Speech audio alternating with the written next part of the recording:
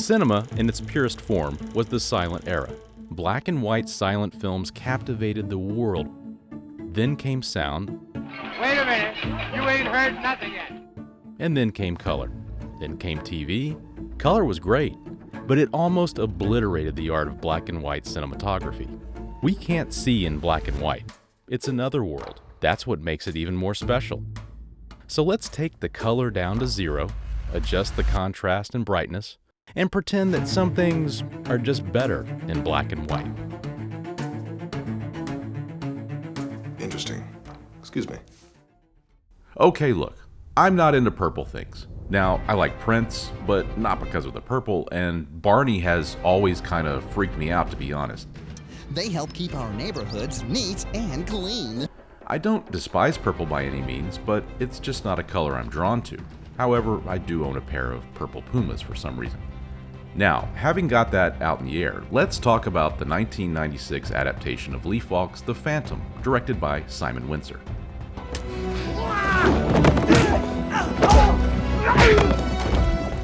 The Phantom, you see, wears a purple suit, which can be just a bit much for some of us. But in black and white, we are resetting the mood considerably and examining the Phantom character's origins, and it was a surprisingly refreshing experience, to say the least. The Phantom was released in 1996, and was, in a roundabout way, a trilogy capper of sorts to period-inspired comic characters that kicked off with Joe Johnston's The Rocketeer in 1991, and followed by Russell Mulcahy's The Shadow in 1994. Both of those films severely underperformed expectations, so the fact that The Phantom continued in that tradition was not a big surprise. It wasn't until Robert Rodriguez's Sin City in 2005 where we saw a period comic adaptation embraced by audiences.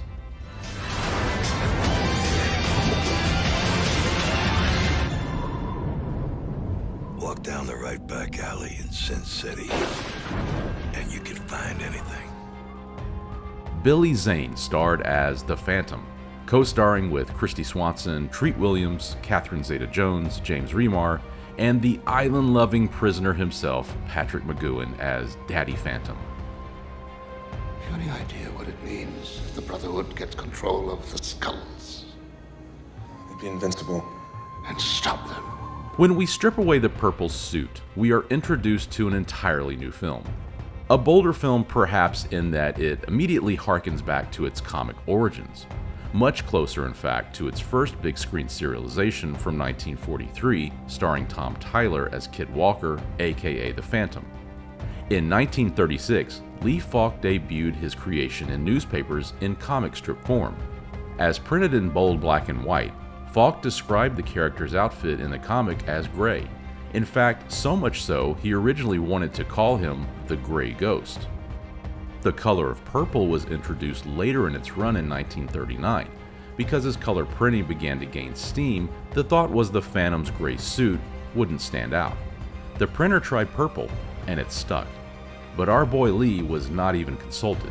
He even continued to describe the suit as gray in the comic as a quiet form of protest, but eventually gave up and embraced the now iconic purple color. So Lee, this video's for you.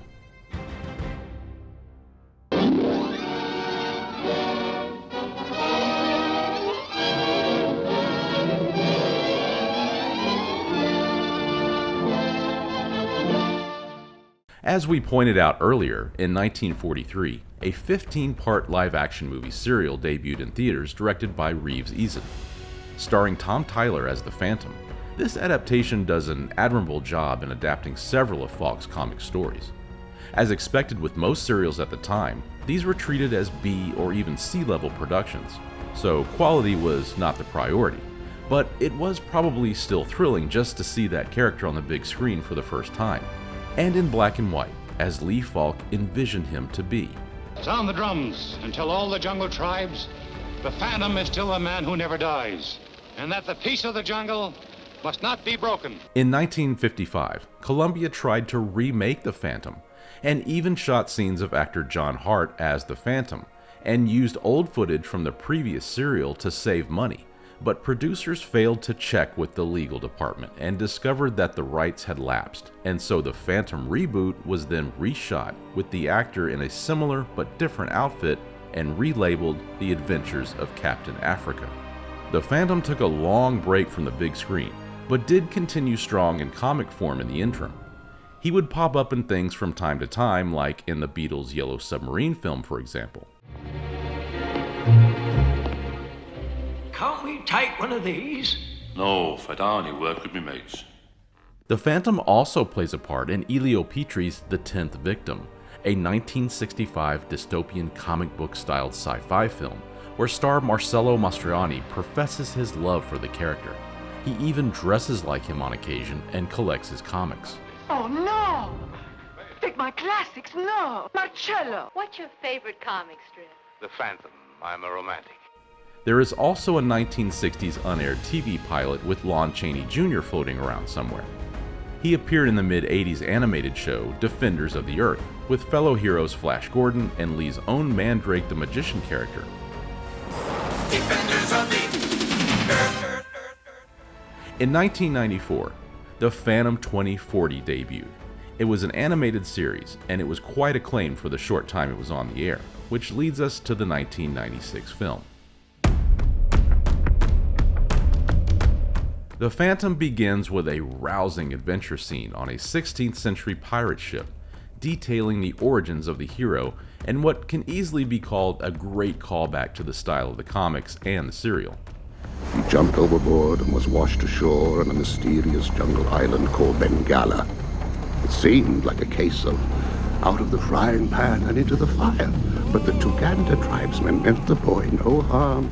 Flash forward several centuries to the 1930s on the island of Bengala, and we find a truck containing James Remar as the henchman Quill in a scene that quite honestly reeks of William Friedkin's Sorcerer, but I digress. Quill is also dressed like another familiar character, that of Indiana Jones, which in fact reeks of plagiarism from Charlton Heston's Secret of the Incas, but I digress. Just between you and me, I'll steal it.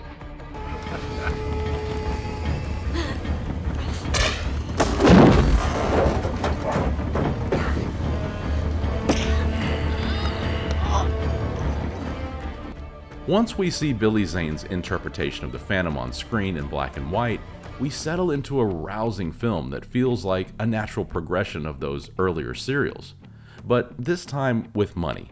The action here is deftly handled by Wincer, who had made a good name for himself as an adventure director with films like Quigley Down Under and Harley-Davidson and the Marlboro Man. The rich development of this film carries with it some heavyweight talent behind the scenes. It goes back to a meeting that director Sergio Leone had with Falk about adapting the Phantom in a film version that would be stylized, very much like his spaghetti westerns were. Leone was also so inspired that, much like the Dollars trilogy, he intended to follow this film up with a Mandrake the Magician film, and even wanted to direct a Flash Gordon film at one point for Dino De Laurentiis. Filmmaker Joe Dante took a stab at a slightly more satirical take on the Phantom, with a screenplay by Jeffrey Boehm. After citing creative differences with the studio, Dante exited the project, but remained on as an executive producer with his and Boehm's script retrofitted with director Simon Wincer now in place in the director's chair. Oh, Diana. Mother. Oh. You look absolutely stunning. Oh, your timing couldn't be worse. Away from the jungle, we are introduced to the lovely Kristie Swanson, fresh off of the Buffy the Vampire Slayer movie as Diana Palmer, and Treat Williams in a scenery-eating masterclass as the villain industrialist Xander Drax.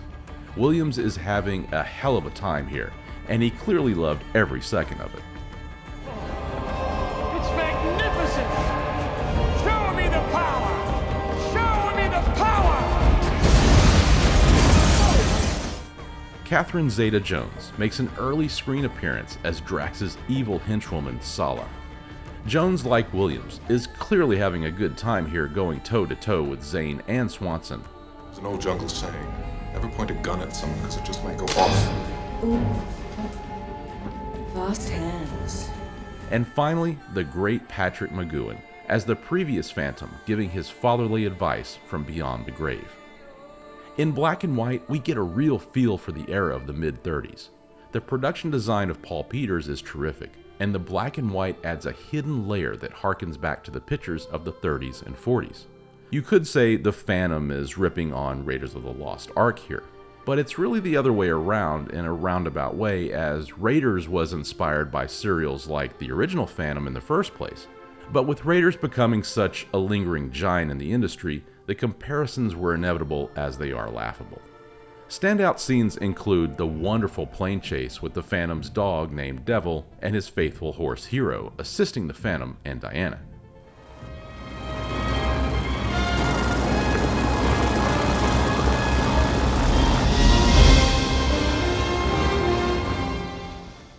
As well as the entry into the Phantom's cave-based lair, where his origins are further explored for those who came in late.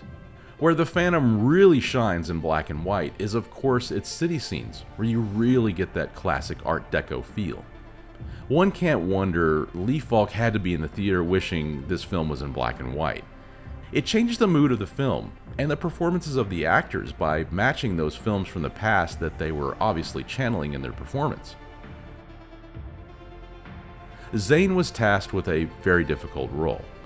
He had to play this very stoic part, but at the same time, with Joe Dante's previous script, try to infuse some levity through comedy with his dialogue.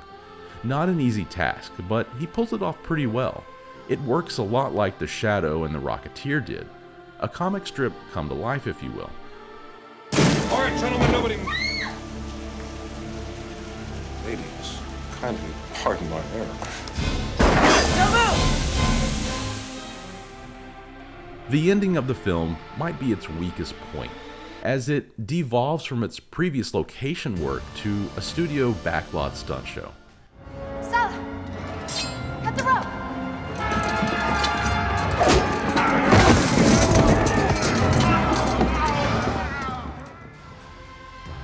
It's fun, but it fails to hit the previous adventure beats already established. The film's coda sets up many adventures to come, however, that was never meant to be.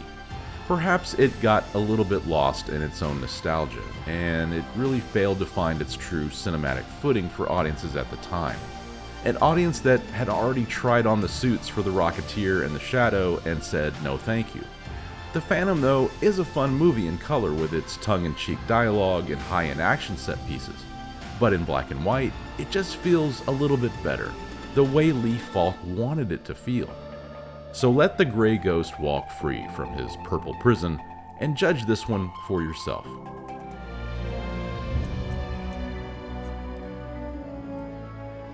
Before I go, take off your mask.